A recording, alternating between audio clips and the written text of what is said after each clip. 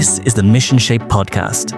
These are the stories of ordinary people walking with God and forming new Christian communities that fit their place, their people, and their purpose.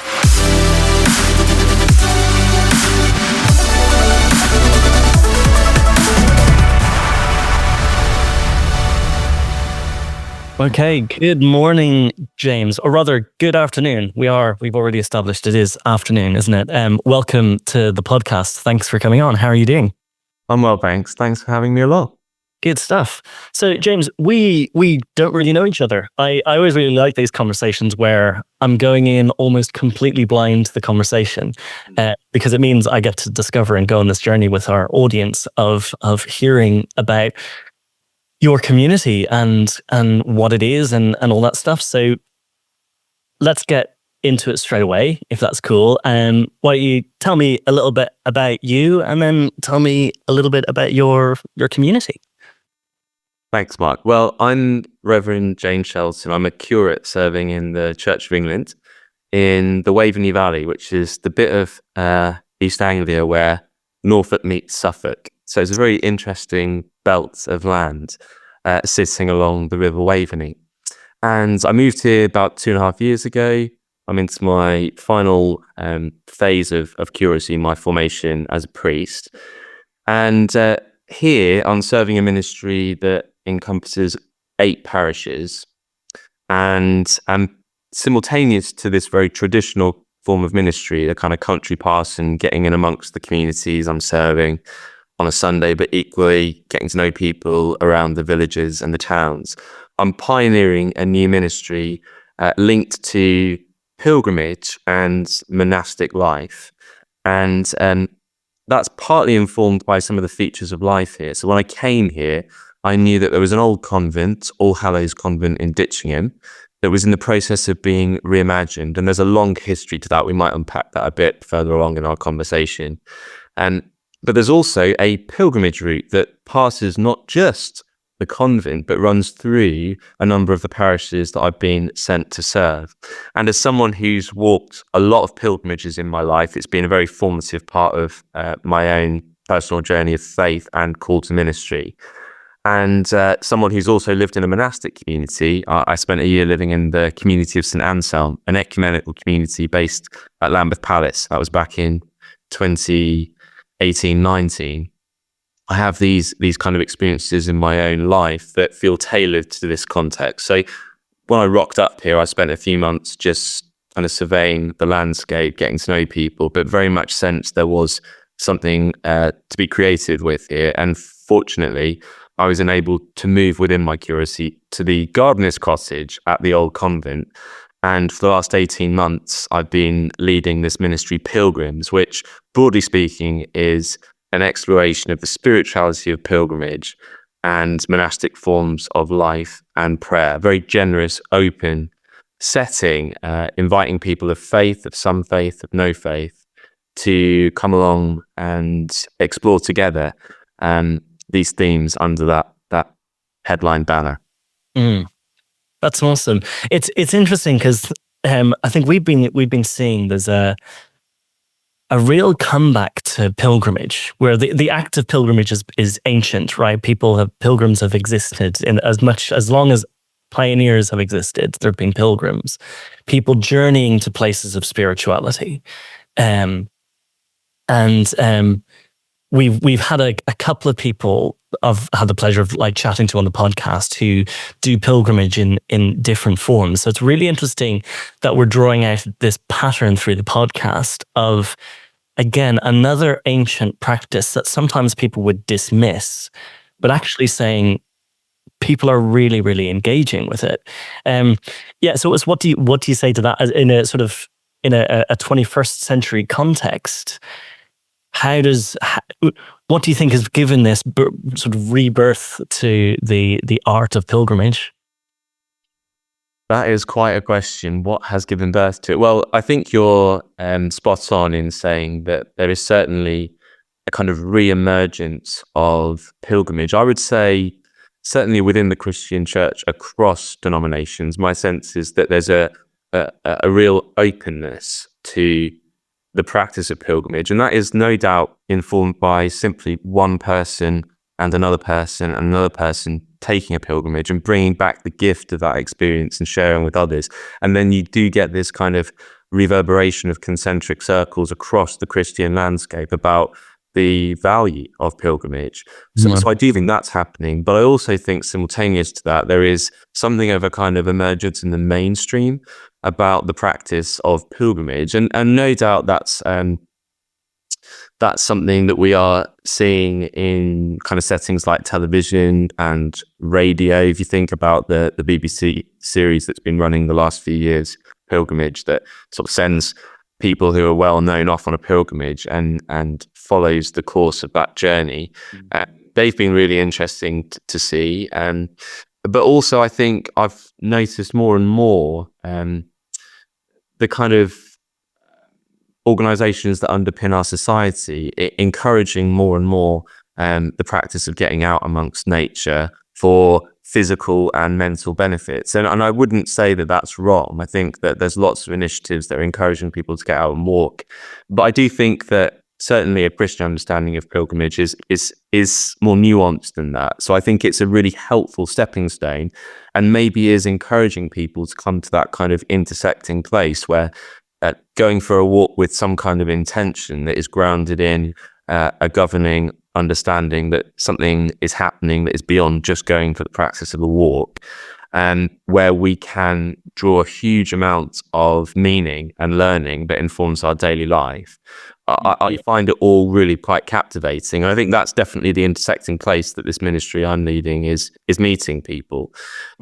And is creating a very, like I said earlier, kind of open and generous setting that people can come along and they can draw on the invitation of that pilgrimage for their own purposes. But what I do often see is that you have a different group of people every time, and strangers quickly become friends. There is something about the kind of quality of space that pilgrimage opens up that enables conversations, but also inner conversations of real depth to take place.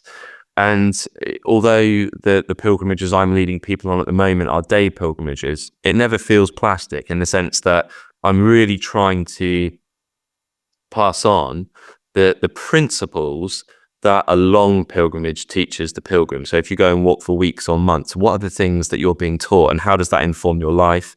And if you're a person of faith, your discipleship. And that is a very enriching thing. And I'm seeing people, it's not just a kind of theoretical thing. I'm seeing people come to a new sense of perspective on their own life, but also a perspective of faith.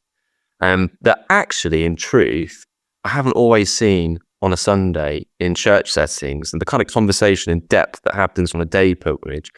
I can't even say I've seen that in every church I've been in, and I might have been alongside those people for months or even years. So there's definitely something about pilgrimage, the space it opens up, that is really quite compelling. And in terms of, wanting to pass that forward, it definitely has huge missional opportunities for the church at this particular moment in time, where I think people may not want to present at the church for reasons that aren't known to them, but they might just come on a pilgrimage. And in that space, that generous, open space, the Spirit can really do amazing things. And I know that firsthand, and I've seen it so many times in other people's lives. So that's really what inspires me to continue with pioneering this. I think it's that word space, right? Of providing space is so important. I was just this morning chatting to a friend about I normally go ride my bike on a Friday, go out mountain biking, and sometimes I toggle between trying to nail that climb and getting up at the best possible time, or getting that downhill and getting all the jumps nailed and all that sort of stuff. And I get competitive with myself. And then I get anxious and stressed. And it's only when I return to that space of actually, no, why am I doing this? Is because the thing I love about the most is the time I have with God when I'm just on bits of single track going through. It's not too tricky. It's not too hard. And it's just time to stop and breathe. It's space. And it's so important, especially in our Western culture. that is driven by so many other things of the world, to actually stop and give space. And I recognize as well that thing that you say about how on a Sunday, and I think most of the main denominations will recognize this, that the regular Sunday service doesn't always give the space for people to stop and take time. And certainly, again, you and I are both familiar with Anglican systems, and a regular Sunday service, how there's a lot of stuff to get through, but actually giving space is really, really tricky. So having the time and the bravery to give space and dedicate and encourage people to give space is both challenging, but so rewarding, I can imagine, as well. It is, yeah. I think the practice of pilgrimage really strips you back, and you take a long walk and you shed a lot of things. I mean, metaphorically, the act of pilgrimage speaks so powerfully. I mean, you're carrying everything on your back, and you quite quickly realize the things that you need to carry and the things you don't. And the principles that I mentioned earlier, that are kind of embedded through the experience of pilgrimage in the pilgrim's own kind of journey, are very spacious principles. They are the principles of freedom, of silence, and of simplicity, of slowing down and of taking your rest, of connecting with something far deeper in terms of our spiritual lives. And reaching that in the life of Christ is what I would say you'd expect that the most important entry point in that principle. But also the principle of sharing, of drawing alongside people for a stretch, maybe listening in a really generous way, maybe being able to say how you really feel because the person is a stranger who you've just met on the way. All of these principles are perhaps made more powerful if we meet them with a sense of spaciousness, where we're really kind of breathing out, and where we've kind of allowed the things that need to fall to the ground or need to be shared for that to happen. And having walked a number of very long pilgrimages, I often speak about how a pilgrimage can be characterized, in my experience, in 3 different ways. You kind of have to first embrace the physical test, and you realize how the body is an incredible thing, how it adapts very quickly to the stresses and strains of daily walking and long distances. You also recognize your need to like pay attention to what your body's telling you and to rest. And you kind of become attuned to this kind of amazing kind of physical rhythm. Then you have to embrace the emotional dimension, because things will surface in that space. And if you're brave enough, which I think we all need to be in our lives, to actually pay attention to what's going on, that can be a really cathartic and healing thing. And then finally, there is this kind of like spiritual dimension, having come through the physical and the emotional. There is undoubtedly something that resonates almost in a way that is difficult to put words to, that can inform the rest of your life. And of course, those things don't happen always in a linear way. The Holy Spirit is a work, and there's something about unlocking the significance of walking ways that many pilgrims who've gone before have walked, that these sacred ways, the Spirit has kind of encountered people in those places in the past, and the Spirit continues to encounter people in all the ways that we read about in Scripture. I know this, and I see it, and I trust it. So pilgrimage is like the space, perhaps, where we start to be awake and alive to the work of God in our lives. And that's why it can be utterly transformational, not just for the journey of A to B, but perhaps also in shaping our understanding of life in its entirety as a pilgrimage. Nice. Wonderful. Yeah. You mentioned before at the beginning about sort of the aspect of monasticism. Tell me a little bit more. Well, yeah, it is. How do I go at that one? Well, I'm just giving you the simple questions. Yeah, I mean, in my own life, I kind of reached a point where I was a bit poorly for a time, and I was destined to be a football commentator. This was my life and my work. I wanted to to be a football commentator. So after actually studying music, I kind of launched into a career in radio and communications work. And I was really doing quite well on that trajectory, but I got quite poorly, and it required me to actually slow down, actually. And during that time, I went along to a church, and I was told about this BBC documentary that was on the TV at that time. It was called The Big Silence. So I went home and I watched it, and I watched all the 3 episodes, I think it was, back to back. Some people listening might remember it. It was a documentary that was presented by Abbot Christopher Jameson of Worth and Abbey. He's written extensively on translating the monastic life into the mainstream. He's an excellent author if you're able to read or hear him speak. And this just spoke profoundly to me. I couldn't really tell you at the time what it was about, but it was the beginning of a thread that was pulled through my life across the next decade. And I actually then found myself, going back into a job in communications in the football industry. And I then later did an MBA, which I didn't see myself doing. But a couple of years into that, I met Christopher Jameson by chance at a festival, bought a couple of his books, didn't read them because I was doing an MBA. And it was only later, a couple of years later, that I found myself at Fowler Brennan in Wales when I had a bit of space to read one of those books. And it was a few weeks later, after what had felt like years of kind of preparation for something, I saw a job at Norwich Cathedral being advertised. And it was because of all of that longer kind of thinking and sense of like a heart draw to the monastic life that I was able to speak about how, in perhaps taking on this role at Norwich Cathedral and promoting the place as the marketing manager, I'd be able to, in some way, extend an invitation about a place that was an antidote to this kind of noisy, fast-paced way we were living. And I was able to draw on that book of Christopher Jameson. And I think actually I was being formed and shaped to be able to say the right things, because that job felt utterly like it was for me. And I did that for a number of years, and it was a remarkable time in my life. And I started to ask deeper questions about, like, why is it that this seems to be going so well? Because in truth, I'm not really someone who loves social media. I'm not following like the marketing trends. What is it about this? And I started to ask deeper questions. Now, that job had opened up an awareness in me to this new initiative that the Archbishop of Canterbury had launched, the Community of St Anselm, which again was on that monastic theme. And I sat there in this chair thinking, well, I've just taken this job that I know for the first time in my life, really, I know I've been led to this. This is for me. This has got to be for someone. So I wanted to promote it.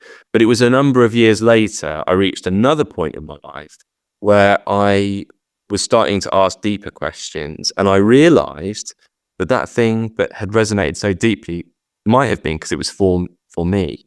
So I, after a long period of discernment across 18 months, I put down my jobs at Norwich Cathedral, and I was also announcing on the football pitch at Carrow Road for Norwich City. So I had 2 of the best jobs going in Norfolk, put them down, and I went, having applied and gone through this discernment process, to live a year with the Community of St Anselm. And that was about 10 years after I'd first watched that documentary that resonated so deeply. And, you know, I could sit with you over a pint and talk through some of the detail of that, but it spoke about this majestic way that the Holy Spirit pulls the threads of our life, draws on the things that we're interested in and passionate about, perhaps before we even know it ourselves, and makes something majestic of that.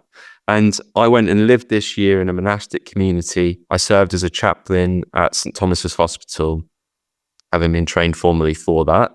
And I came out the other end, and believe it or not, I did a year of project management for the Church of England in their Fresh Expressions department, working with the Greenhouse Initiative.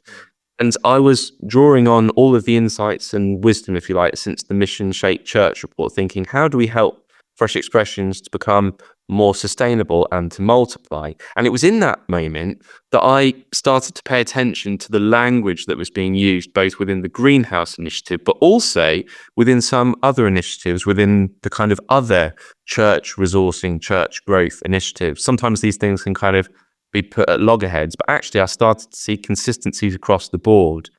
And when I came out the other end of having gone through the discernment process with the church and theological formation at college, I kind of knew like all these experiences around monastic life and pilgrimage could come out in the wash again, because I've seen the way that the Spirit works, opportunities drawing on our experience.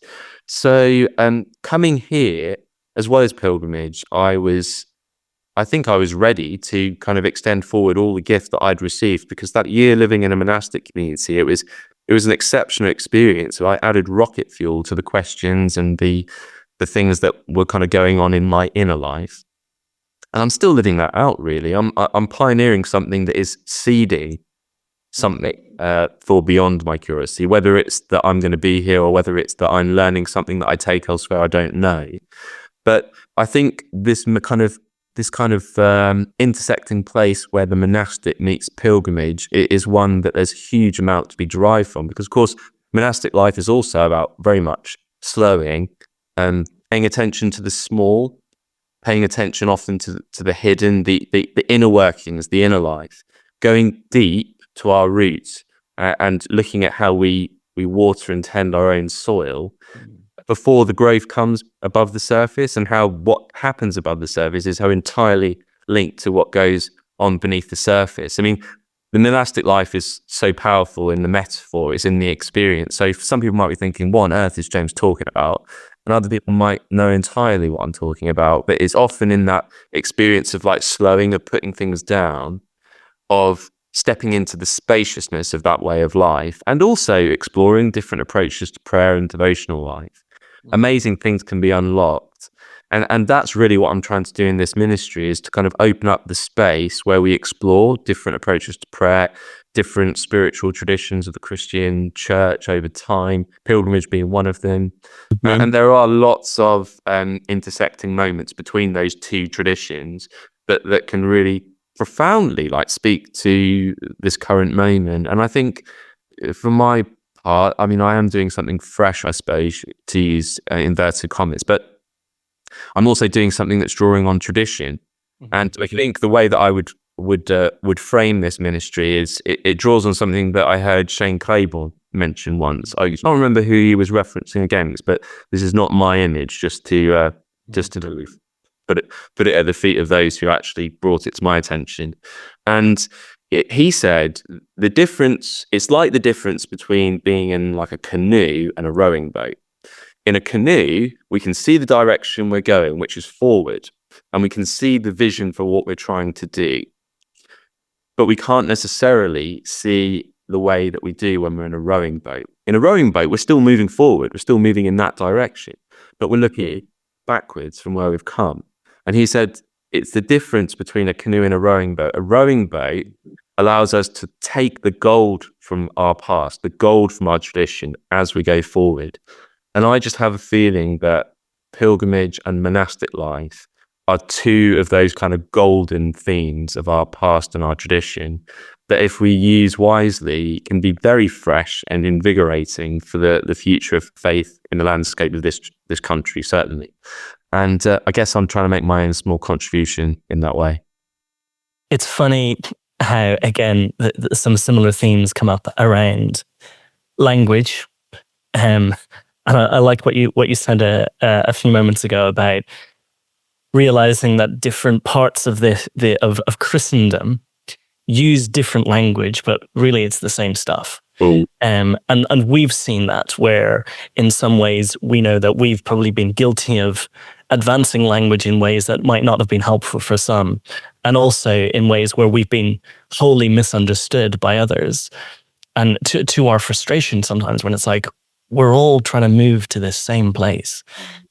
But then coming back to this again, this other thread of the simple thing of connecting the ancient with the modern, because we worship a God who is timeless. So it doesn't matter to him whether we're doing something ancient or whether we're doing something very modern. What matters to him is that we're with him and spending time with him, and acknowledging that we, by our very nature, the fact that God has created all of us very individually, we all have different needs and ways of coming to him. And it's what I love about this movement of fresh expressions is that I see people who have across the board just will find it so difficult to connect to God in different ways because of their circumstance, the way they're made, whatever it might be. Why do we make it hard for them? And why are we always so prone to trying to make it efficient and make it the same and do all that? Again, not to sort of criticize the main denominations, because again, there's value in all of that. It's both and. But it's really exciting to remember that these are ancient practices. I wonder if you could tell us, we've talked quite a bit about some of the theory behind it. Tell us for a couple of minutes, if you could, just what does it practically look like for you? So when you're doing pilgrimage with a monastic flair or a flair of monasticism, however, which way you want to do it, what does that look like to the people that you're doing that with? And what does that look like from a discipleship point of view? And what does that look like from a point of view of someone who may not have any relationship or interest of a relationship with God? Yeah, how does that unfold? I'll do my best to try and describe it, because the truth is, it's really in the experience. And I can do my best to describe how I frame a pilgrimage and kind of make my own contribution to creating that space. But it really is something that is a composition of every person who arrives that day, what they each bring. You can't control those variables. Like, the conditions of the pilgrimage are entirely reflective of the detail of the day. Like, it's in the small. So people will arrive, and normally there is some kind of practices that we use to just hold the space. So in facilitating the pilgrimage, I'll always look to introduce the invitation of the day. Like, what is it that we're walking with? Is there a question or some kind of theme or prompt? Across these 18 months of the ministry, we've gone quite deep into those 7 principles I mentioned earlier. And now we're kind of using them as a kind of interweaving feature. So the one that I led just at the weekend gone was an opportunity to draw on the practice of sharing, or think about the principle of sharing in the context of the summer we've lived, the spiritual summer we've lived, and in the context of the autumnal change that we are embracing. Of course, that draws on all sorts of metaphors with harvest and the kind of natural world and the seasons that we're kind of walking in amongst.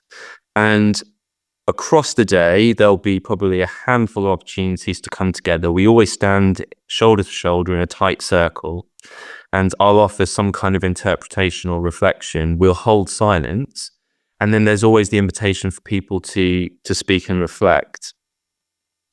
And that's where the kind of condition of the day is informed by the people who come and what they share, because there's so much wisdom in the group, and you can't necessarily know what someone's going to bring. The composition of the group is different every time. It's not necessarily a church where we have the same people every time. Like, that's the amazing thing about this. It's utterly led by the Spirit's promptings, and that's really quite exciting. At this point in time, no one's trying to prescribe what this ministry should be or what it's meant to be doing. That's the beautiful thing about curacy, and actually the beautiful thing about trying something. Like, it doesn't involve any money. I've not had to ask for any funding. I just take people on walks and see what happens. It's amazing. And then we always conclude that time of sharing and standing in the huddle, an interpretation, silence, an opportunity for people to respond, and then we conclude with a short prayer, which is a prayer of Saint Birgitta of Sweden. It's a really simple prayer, and it goes like this: Lord, show us the way and make us ready to follow it. And we walk, and sometimes we walk from that huddle in silence, sometimes we walk and talk, but that kind of framing ensures that it's not just going for a walk and talking about what we've had for lunch that day, and yet it's not too controlled. It doesn't feel, in the experience, you'd come along and you'd realize like someone's kind of holding this space for us, but actually we're all making a contribution to what it's becoming. And that's the best way I can describe it, is really in the experience. But one of the things that I find interesting is that in being able to explore and create in this way, I'm developing some resources that I hope I'll be able to pass forward to others who maybe are in some kind of ministry, lay or ordained, along pilgrimage ways. So there's lots of established pilgrim ways in our country. If you think about the Celtic ways of Wales and Scotland, the Northern Saints, where I am in Norfolk, some quite traditional ways of like the Walsingham Way. People make their pilgrimage to Julian Shrine in Norwich. But I'm also recently commissioned as the chaplain to a new pilgrimage called the Via Beata, which is Latin for a way of blessing.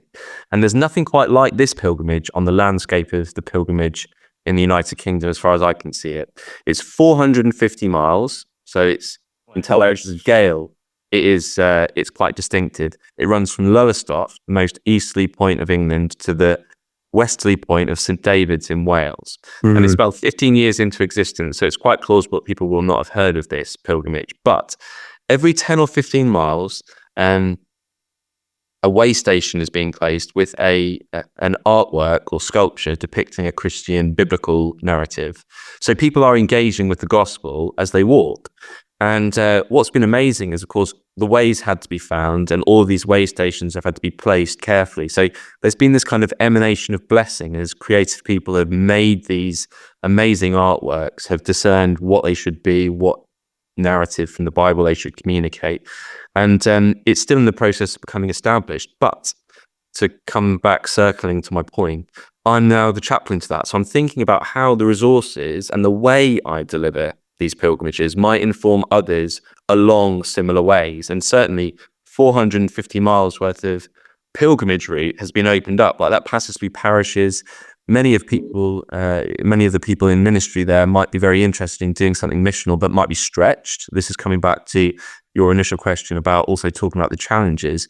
Those in ministry will know it's quite stretched, and particularly in rural places these days where you have the multi-parish benefit system within the Anglican Church I'm talking about. But to want to do something missional takes a lot of energy, but perhaps I'll be able to pass forward some of these resources, particularly if someone's come along and had the experience. So they've done a little bit of the thinking and the practice, and they can roll that out where they are, because of course they are drawing on their contextual features, a pilgrimage route that runs through their context. Mm-hmm. And I kind of feel that that's another way that something is being seeded here. Like maybe the pilgrims ministry could manifest in other places, drawing on the resources that are being developed. And in doing so, pilgrimage becomes not just something that, in inverted commas, the secular world is drawing on, but also we can, draw upon within the church, going back to our traditions and our roots in a kind of really gentle way, but also in an unapologetic way of grounding it in scripture. And that's the last thing I'll say. The framing of the day always integrates something of Jesus' teaching and of scripture. And it's always that kind of invitation of people, if they would like to consider that.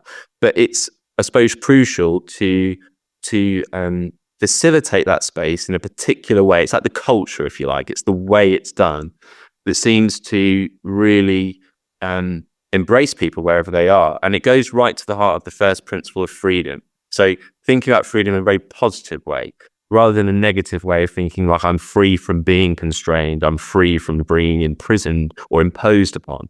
We think about freedom in a very positive way, like I'm free to say yes or no to everything. I'm given freedom in my life. I'm given choice, free will. And so I can engage today however I feel and deem and discern to be right. I'm free. And so often it's that kind of really, really important understanding of freedom is the kind of catalyst for people stepping towards the offering. And in doing so, maybe the barriers that people bring or have experienced or the hurts they carry can just gently start to come down.